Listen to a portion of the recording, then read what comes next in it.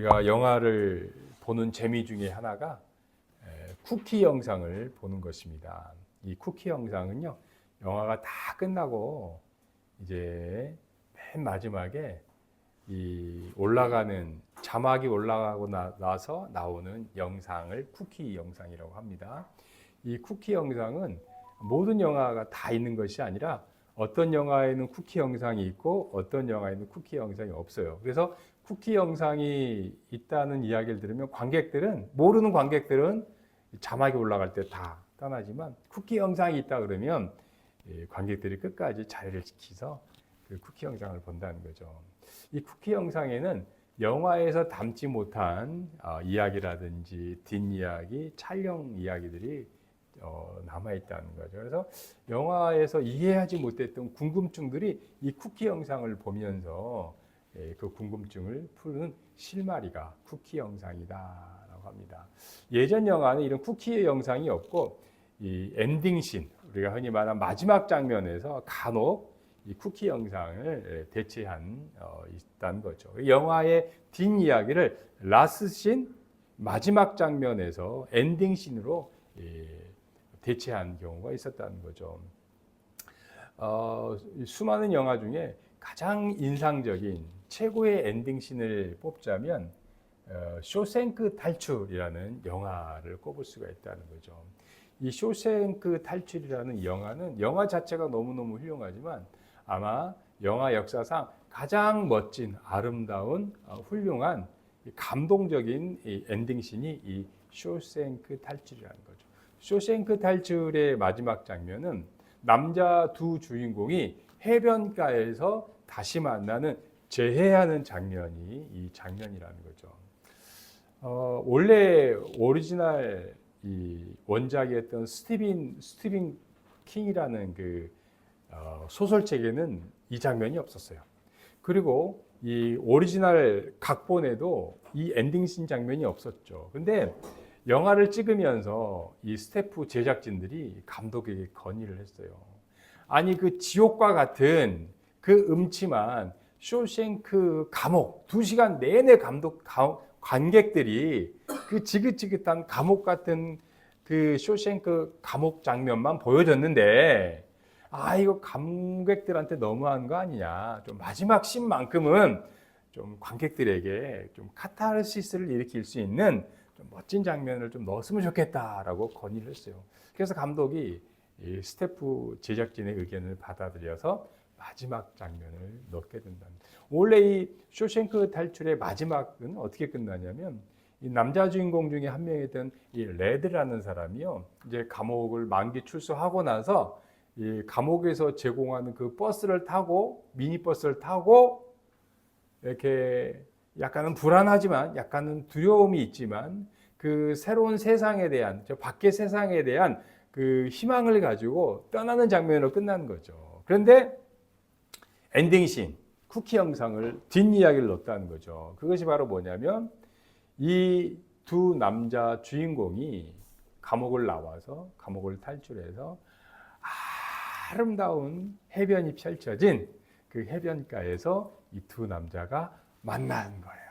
만나서 아무 대사가 없이 아무 말 없이 둘이서 포옹하면서 끝나는 장면인데 영화 역사상 가장 아름다운 라스트씬, 그리고 진정한 자유가 무엇인지를 말해주는 100마디 말이 아니라 그들의 그 포옹하는 장면, 재회하는 장면을 통해서 인간이 누리는 진정한 자유가 무엇인지를 알려주는 것이 바로 이 마지막 장면이라는 것입니다. 여러분, 우리가 성경을 읽다 보면요, 성경의 뒷이야기가 궁금할 때가 많아요. 그런데 성경은요, 약간 좀 불친절하게 뒷이야기가 없어요. 별로 없어요. 여러분, 예수님께 그 많이 병 고침을 받은 사람들, 그 사람들은 어떻게 살았을까? 저는요, 12해를 혈류병을 걸린 여인이 있잖아요. 예수님의 옷자락을 붙잡았어요. 치유를 받았어요. 그 여자는 어떻게 살렸지? 혹시 병이 재발하지 않았을까? 또 다른 병이 걸리지 않았을까? 아니, 정말 잘 살아갈까? 궁금하던 설명이 없어요. 여러분, 365년 하나님과 동행하였던 에녹 있잖아요. 에녹은 어떻게 하늘나라에 살았을까? 없어요. 없어요. 그런데 여러분, 우리가 지난주에 살펴본 오병이어, 보리떡 5개와 물고기 2마리로 2만 명을 먹인 이 오병이어 사건의 기적 후에 뒷이야기가 나온다는 거죠. 오늘 본문이 바로 그거예요. 오병이어 사건의 뒷이야기가 오늘 나온다는 거예요. 크게 2가지라는 거예요. 예수님께서 그 남은 조각을 거두어 버리지 말라. 그리고 또 자기를 배부르게 해준 이 예수님을 임금으로 삼고자, 왕으로 삼고자 하자 예수님이 어떻게 했어요? 산으로 도망가셨다는 거예요. 피하셨다는 거예요. 오늘 오병이어 뒷이야기를 좀 더 우리가 살펴보고 오늘 살아간 우리에게 어떤 교훈을 주는지 본문을 통해서 살펴보도록 하겠습니다. 첫째, 시작! 예수님은 제자들에게 남은 조각을 거두라고 하셨다. 12절 시작.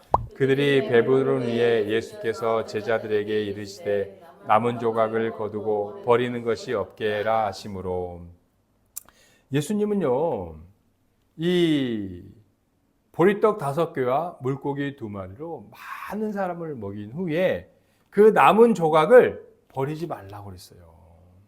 그러면 우리 예수님이 음식을 전략해라, 금검 전략해라, 뭐 이런 도덕적인 수준이 아니라, 교훈이 아니라는 거예요. 여기에는 아주 특별한 영적인 이 교훈이, 영적인 뜻이 담겨 있다는 거죠.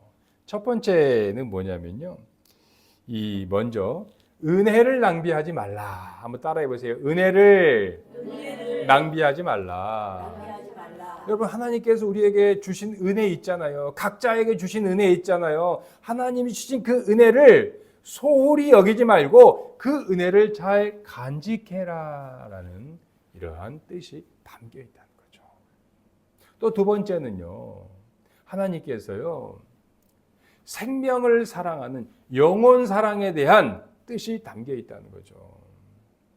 여러분, 남은 음식을, 남은 조각을 버리지 말라라는 뜻은요, 하나님께서 한 영혼도 버리지 않겠다라는 하나님의 의지의 표지가 여기에 나타난다는 겁니다.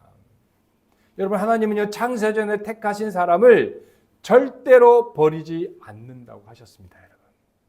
여러분, 우리가 유기견이라고 그러잖아요. 유기견이라고 하는 게 버린다는 거예요. 막 애완동물을 사랑하다가 어느 날 쓱 버려요. 지치면, 실증나면. 돈이 드니까 버린다는 거죠. 그런데 하나님께서는요, 창세전에 택하신 사람을 절대로 버리지 않겠다라는 것이 남은 조각을 버리지 말고 거두어들이라 라는 뜻이 담겨 있다는 거죠.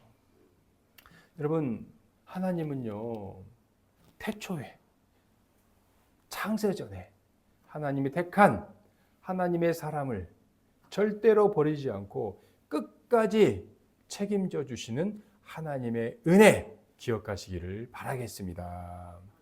그래서 여러분, 요한복음 6장 39절 시작. 내가 너희에게 명한 것은 하나도 잃어버리지 아니하고 마지막 날에 살리는 이것이니라. 여러분, 또한 남은 조각을 버리지 말고 거두어두리라, 이 말은요, 이것은 이 구약 제사와 관련이 있다는 거죠. 여러분, 우리 구약에는요 하나님께 제사를 드렸다는 거죠. 하나님께 제사를 드릴 때에 제물을 바쳤어요. 제물을 바쳤는데 이 제물에 대한 이 소중함을 나타낸다. 또 하나님께 바친 그 제물의 거룩함을 보존하는 것과 관련이 있다는 것입니다. 여러분, 이 구약의 제사 때에요, 하나님께 드린 이 제물을 하나님께 드리고 나서 이 제물을 어떻게 하냐면은 거룩하게 잘 보존했다는 거죠. 그래서 여러분, 남은 제물을 어떻게 했냐면은 일반인들이 감히 손을 못 댔어요. 노타치. 하나님께 드린 제물을 누구만 손댈 수 있는 거예요? 제사장만이 손댈 수 있는 거예요. 왜요? 하나님께 드린 거니까 거룩하기 때문에 일반인들이 함부로 만졌다면 큰일 난다는 거예요. 그래서요, 하나님께 드리고 남은 제물은 그걸 막 버리는 거, 쓰레기통에다 막 버리는 것이 아니라 그것을 거룩하게 잘 보관하고 보존했다는 거죠. 그 중에 일부는요, 제사장들이 회막들에 모여서 제사장들이 어떻게 했어요? 그것을 먹었다는 거예요. 아, 이거 맛있다. 이거 먹으니까 우리 아들, 딸들, 우리 가족들, 우리 부모님 큰일 난다는 거예요. 회막들 안에서만 먹었다는 거예요. 여러분, 그래서 하나님께 드린 제물은 거룩하게 보존했다.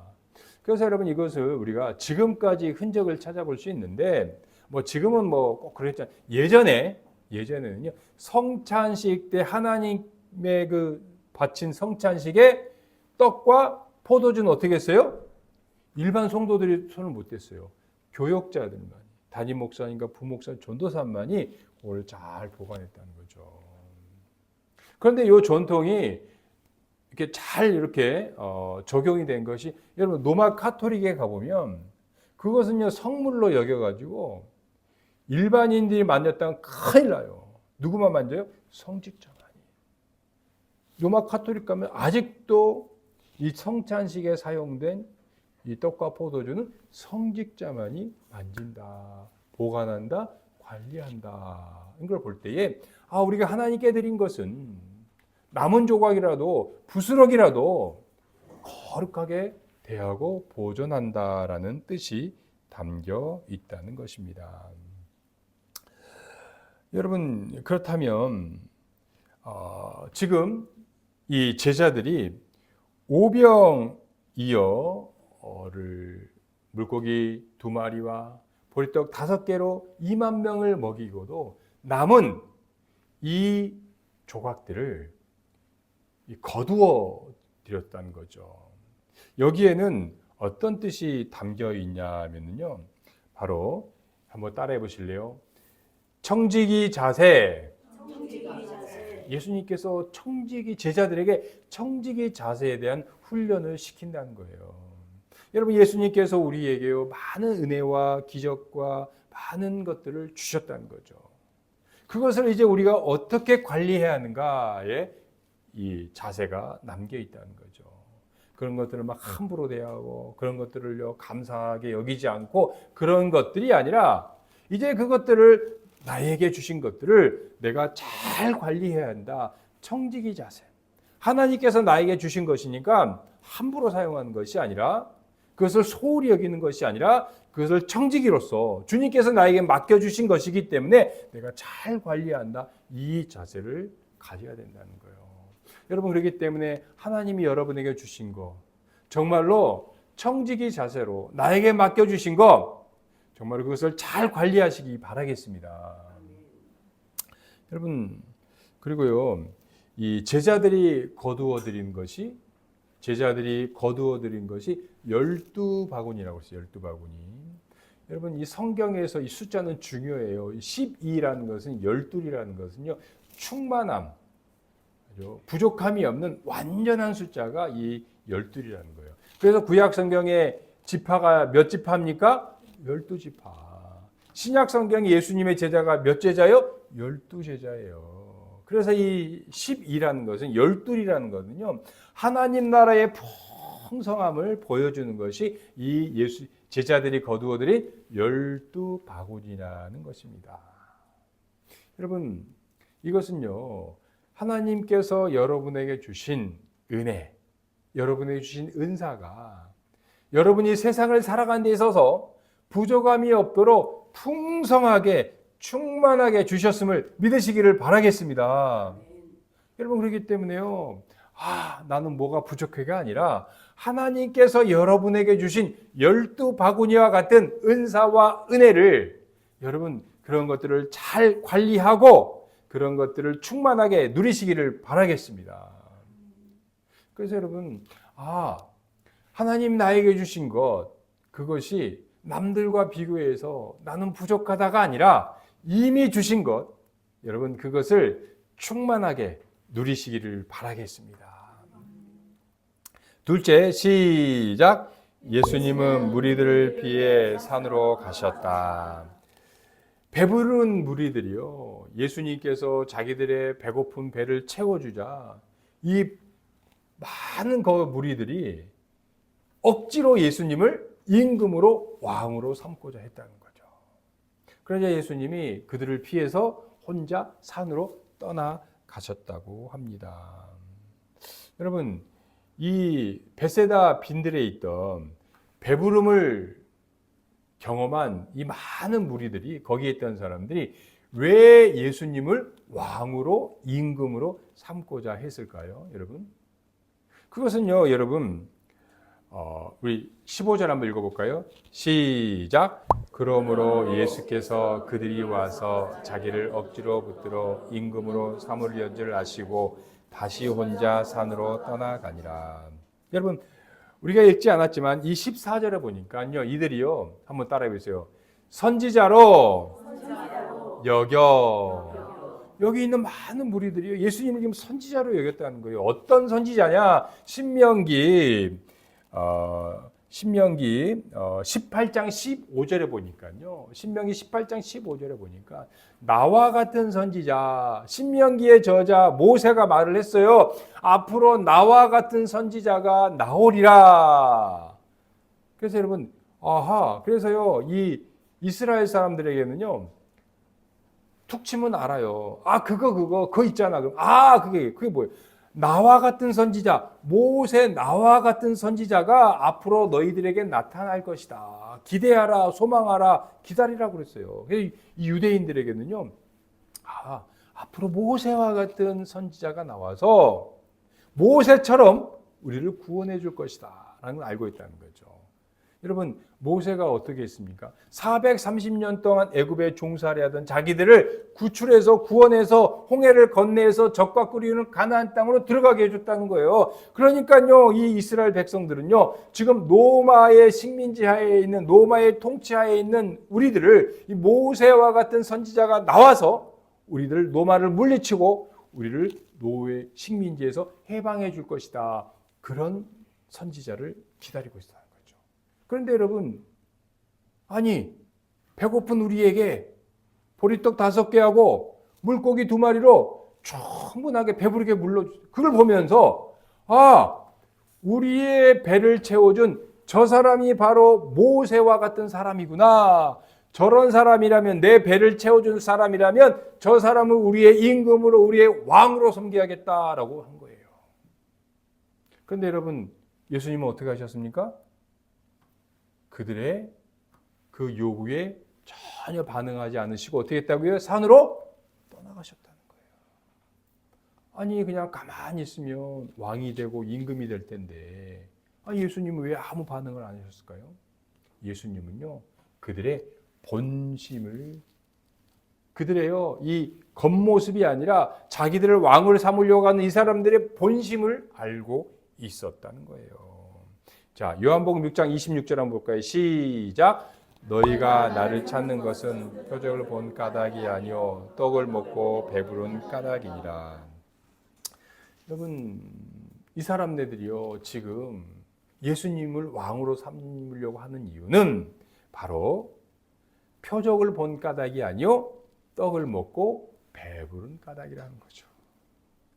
자신들의 본심이요, 예수님을 왕으로 섬기고 왕으로 높여드리는 것이 아니라 예수님을요, 좀 미안한 말이지만 바지사장으로 세워놓고 자기들의 욕심, 자기들의 뜻, 자기들의 욕망을 채우고 싶었다는 거예요. 이것도 해주고 이것도 해주고 이것도 해달라는 거예요. 그래서요, 예수님이 산으로 가면 산으로 따라가고, 예수님이 들로 가면 들로 따라가고, 예수님이 가버나움 도시로 들어가면 예수님을 졸졸졸졸 따라다녔다는 거죠. 왜요? 자기의 욕망을, 자기의 욕구를, 자기의 요구를 채우기 위해서, 채우려고요. 근데 여러분, 그렇게 예수님을 따라다녔던 이 사람들이요, 어떻게 했습니까? 자기의 욕구가 채워지지 않고 자기의 요구가 들어주지 않자 예수님을 다 떠나가고 말았다는 거죠. 여러분 우리가 종려주일날 왜 종려주일이라고 그래요? 사순절 마지막 때 종려주일인데 종려나무까지를 흔들었다는 거예요. 예수님께서요 낙이 타고 예루살렘 성으로 들어오자 그 수많은 사람들이 손에 종려나무까지를 흔들고 호산나 다윗의 아들이여 우리의 임금님 우리의 왕이시여라고 예수님을 환영했어요. 그런데 이들이 일주일도 안 가서 자신들의 욕구를 채워주지 않고 자신들의 요구를 채워주지 않자 저 예수를 십자가에 못 박고 죽이라고 소리 높였던 사람들이 바로 이 사람들이었다는 거죠, 여러분. 여러분, 예수님은요, 지금 자기에게 임금을 삼으려고 하고 자기에게 왕이 되려고 하는 이 사람들에게 이 추종자들에게 너희들 나를 따르는 추종자가 되지 말고 제자가 되어라. 나의 제자가 되어줘라. 라고 말씀하셨다. 나를 따르는 무리, 나를 따르는 맹목적으로 따르는 추종자가 아니라 나의 제자가 되어달라고 예수님이 말씀하셨다는 거죠. 여러분, 예수님의 제자가 된다는 것은 무엇일까요? 예수님은요, 제자들에게 이렇게 말씀하셨어요. 나를 따르려거든 자기를 부인하고 제 십자가를 지고 나를 따르거라 라고 말씀하셨다는 것입니다.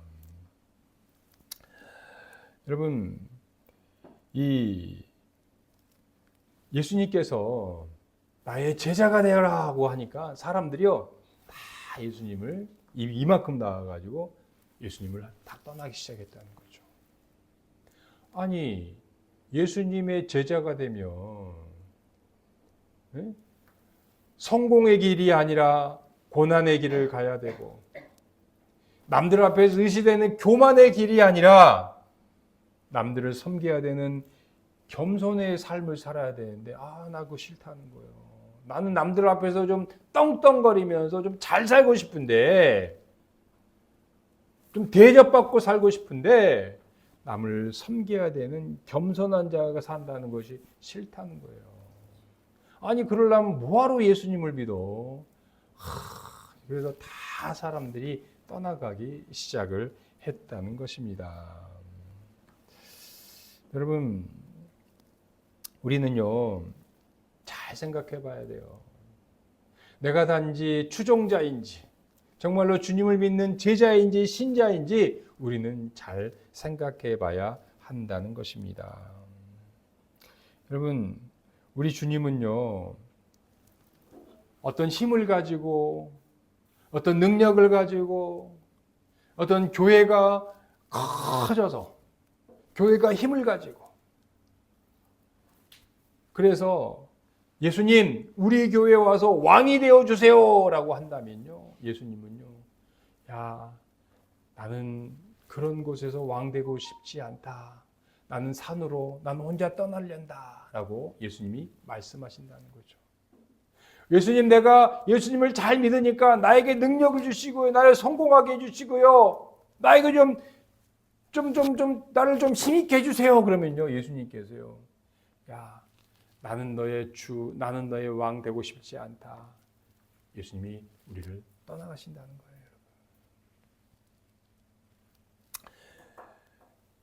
여러분, 주님은요 결코 세상의 왕처럼 힘으로 군림하신 분이 아니라는 거예요. 여러분 세상의 왕, 세상의 권력자들이 힘을 갖게 되면 얼마나 피곤합니까? 뭐 해석이야 많겠지만 여러분 세계에서 가장 힘 있는 사람 누굽니까? 트럼프 아닙니까? 트럼프. 여러분 트럼프 때문에요 기름값이 그냥 하늘을 띄고 있어요. 여러분 주님은요 그런 왕, 그런 임금, 그런 지도자가 원치 않으셨다는 거죠. 높은 자리에 앉아서 자기의 만족을 채우는 그러한 임금, 그런 왕이 우리 예수님은 원치 않으셨다는 거죠. 오히려 우리 주님은 자신을 낮추어서 겸손의 자리에서 섬겨주는 겸손의 왕이 되셨다는 것입니다. 여러분, 우리는요, 예수님의 추종자가 되어서 나의 만족을 채워주는, 예수님은 나의 슈퍼스타가 아니라, 예수님을 그런 팬으로서가 아니라, 여러분, 예수님은 우리가요, 제자가 되기를 원하십니다. 그래서요, 이 신자된 우리는요, 주님이 지신 그 십자가를 내가 져야 할 때 나도 질 수 있어야 하겠습니다. 셋째, 시작. 예수님은 기적의 자리가 아니라 삶의 현장으로 이끌어주신다. 예수님께서는요, 이 오병이어 기적의 현장에, 이 베세다 현장에 있던 제자들에게 떠나라고 하셨어요. 야, 여기 있지 말고 빨리 집으로 가, 빨리 집으로 가 라고 하셨다는 거죠. 여러분, 지금 거기에 있는 이 무리들은요, 거기에 있는 오병이어 현장에 있는 사람들에게는 지금 난리가 났어요, 여러분. 열광하고 막 흥분해 있다는 거죠. 막 기분이 붕붕 떠 있어요, 여러분. 막 흔히 방방 떠 있다는 거죠. 왜요? 와, 드디어 메시아를 만났다. 드디어 우리의 배고픔을 채워줬다. 막 들떠 있는 거예요. 야, 드디어 우리나라가 독립하는구나. 그래서 예수님을 임금으로 삼으려고 했잖아요. 그런데 여러분, 거기에 있는 무리들뿐만 아니라 예수님의 제자들 또한 한통속이었어요. 이야, 우리가 모시고 있는 우리 선생님이 이제 곧 왕이 되신다고 그러네. 야, 나는 국무총리가 될 수 있고, 나는 행정부 장관이 될 수 있고, 나는 국방부 장관이, 나는 외무부 장관이 될 수 있어. 이야, 제자들이 그냥 막 붕붕 떠 있는 거예요.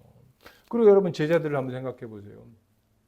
제자들은요, 지금 그냥 뭐 기분이요, 지금 최고로 좋은 때예요. 왜요? 살아오면서 이렇게까지 사람들 앞에서 부러움을 산 적이 없다는 거죠. 여러분, 예수님의 물고기 2마리와 보리떡 5개를 하늘을 보고 우르르 축사하시자 예수님의 손에서 음식이, 물고기와 보리떡이 수없이 넘쳐났어요. 그 음식을 누가 갖다 줬어요? 제자들이 그 수많은 사람들에게요, 그 보리떡과 물고기를 막 갖다 줬어요. 여러분, 거기에 있는 모여 있는 사람이 여기요 할 때 어떻게 했어요? 제자들이 막 갖다 줬다는 거죠. 그러니까 제자들은 어떻게 했어요? 내 것도 아닌데 돈 막 달라는 사람한테 마음껏 막 주면서요, 기분이 너무너무 좋은 거예요. 그러면서 음식을 막 갖다 주면서 얼마나 뿌듯했는지 몰라요. 마치 자기가 자선사업가 하나 되는 인심 좋은 사람들 막 퍼주는 거예요. 막 퍼주는 거예요. 그러니까요, 여러분, 예수님을 따라다니면서 아마 제자들은 지금처럼 행복한 적이 없었던 것 같아요. 마음껏 나눠주는 거예요. 그러면서 사람들이 안드레, 베드로, 빌립 여기도 좀 여기 그러니까요, 사람들이 자기 이름을 부르는 너무너무 좋은 거예요. 사람들이 막 부러움의 시선, 자기들을 막 제자들은 너무너무 좋았어요. 막 흥분해 있었다는 거죠. 그런데요, 이때 예수님께서요, 찬물을 확 껴는 거예요. 야, 너희들 빨리 집으로 가. 갈릴리 호수 건너 저 서쪽 가버나움 너희 집으로 빨리 가. 여기 있지 말고 빨리 가란 말이야. 그런 거예요. 그건 나는 왕이 안 될 거야. 산으로 가버리셨어요.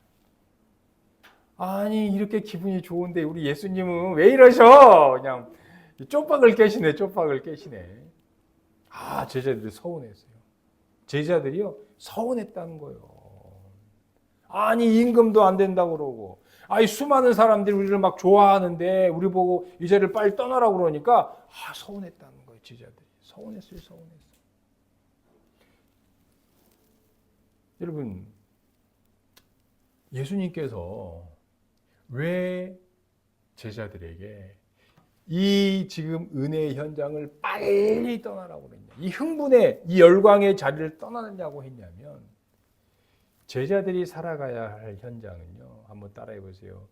기적의 자리가 아니라 삶의 현장이다.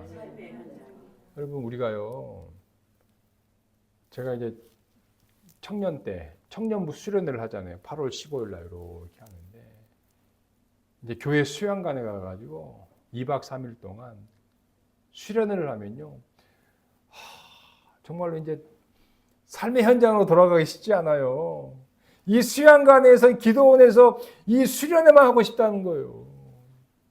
맛있는 거 주지, 재워주지, 은혜 받지, 찬양하지, 기도하지. 그러니까 하늘을 나는 것 같아요. 세상 근심 걱정을 다 잊어버려요, 여러분. 막 붕붕 떠 있는 것 같아요. 근데 수련회 딱 끝나고 삶의 현장에 들어가면 어떻습니까, 여러분? 아니, 내려가기 싫어요. 여러분, 부흥회 끝나면 집에 가고 싶어요? 가기 싫어요.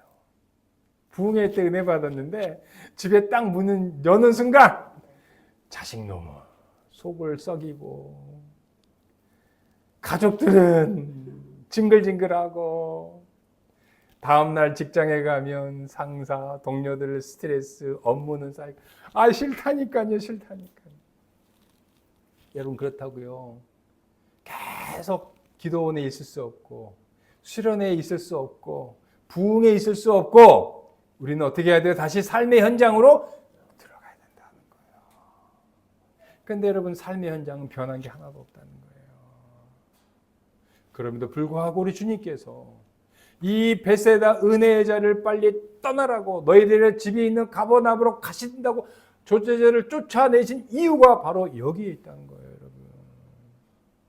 여러분 우리가 살아가는 현실은요 바뀌지 않습니다. 그대로라는 거예요. 그럼에도 불구하고 우리가 자리를 지켜야 할 것은 그 기적의 자리가 아니라 여러분의 삶의 현장임을 기억하시기를 바라겠습니다.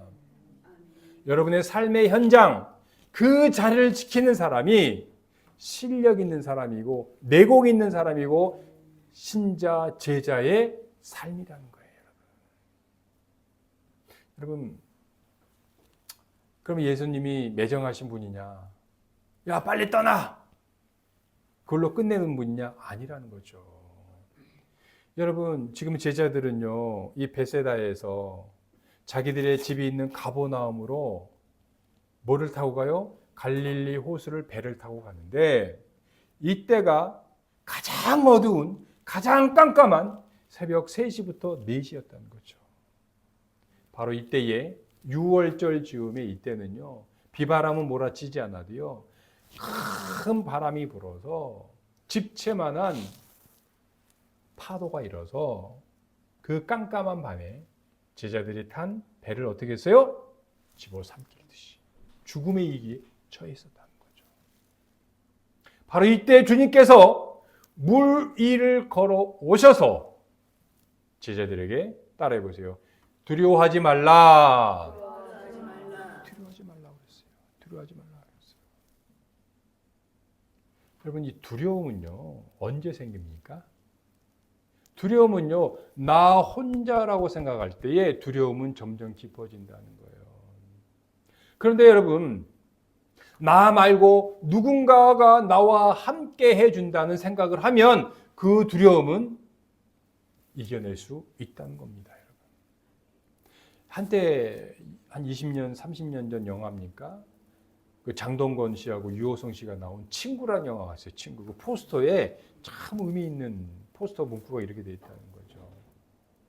함께 있을 때 우린 아무것도 두려워하지 않았다. 함께 있을 때 우린 아무것도 두려울 것이 없었다. 여러분, 예수님이 여러분과 함께 있을 때 두려움이 없으리라 믿습니다.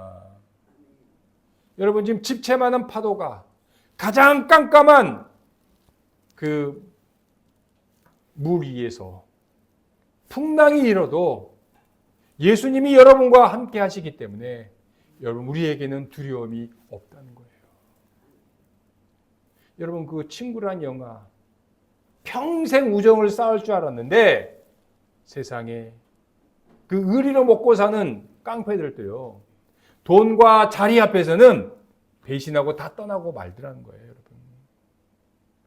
그렇지만 여러분 예수님께서는 여러분과 늘 함께 하심을 믿으시기를 바라겠습니다. 여러분, 그래서 히브리서 13장 5절 시작. 내가 결코 너희를 버리지 아니하고 너희를 떠나지 아니라 하리라 하셨느니라. 여러분, 다 떠나요. 다 떠나. 이게 우리의 현실이라는 거죠. 우리의 부모님도 언젠가는 떠나고요. 우리의 가족들도 언젠가는 떠나야 된다는 거예요. 그렇게 믿었던 친구들도 언젠가 떠난다는 거예요. 그 사람이 나한테 그럴 수가 있어? 아니요, 여러분, 원래 그런 거예요. 현실은 그런 거예요. 원래 그렇다니까요. 그 사람이 나쁜 게 아니에요. 원래 그런 거예요. 그렇지만 여러분, 주님은 영원히 여러분을 떠나지 않고 여러분과 함께 하신다는 사실을 믿으셔서 여러분 두려워하지 마시기를 바라겠습니다. 마침내 주님께서 풍랑 속에 있는 그 제자들, 그들의 집이 있는 가버나움으로 이르게 해 주셨다는 것입니다. 21절 시작. 이에 기뻐서 배로 영접하니 배는 곧 그들이 기다리던 땅에 이르렀느니라. 여러분, 제자들이 있어야 할 곳, 제자들이 살아가야 할 곳, 제자들의 삶의 현장인 가버나움에 주님께서 이르게 해 주셨다는 것입니다. 여러분, 그래서요, 우리는 기뻐할 수가 있습니다. 우리가 감사할 수 있는 것은 우리가 있어야 할 곳, 우리가 살아가야 할 곳, 우리의 삶의 현장에 주님께서 우리를 이르게 해 주신다는 거예요. 여러분, 지금은요, 미국과 이란의 전쟁으로 이 기름값이 치솟고 있습니다.